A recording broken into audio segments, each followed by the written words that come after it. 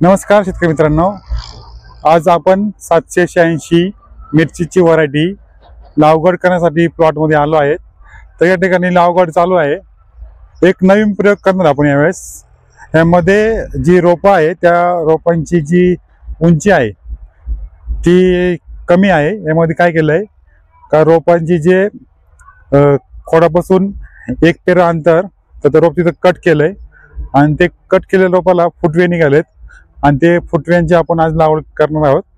तुम्हाला मी दाखवतो व्हिडिओमध्ये। पुढे असं लावायचं, कट करायचं असं व्यवस्थित आणि हे असं खड्डा घ्यायचा व्यवस्थित आणि आपल्याप्रमाणे खाली ठेवून फक्त दाबायचं, बाकी काही करायचं नाही।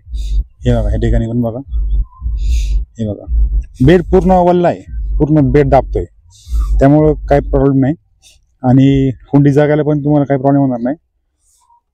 आपण लागवड करणार आहोत त्याची वेळ ही संध्याकाळी 4 नंतर असावी, तसेच बेड चांगले ओले असावेत। तर आपण लागवड केल्यानंतर बरोबर 3 दिवसांनी ड्रिचिंग करणार आहोत। यामध्ये एक ह्युमिक ॲसिड, चांगल्या कंपनीचे बुरशीनाशक हे तुम्ही वापरू शकता। आपला व्हिडिओ आहे मी डिस्क्रिप्शन बॉक्समध्ये टाकतो, तो तुम्ही बघा।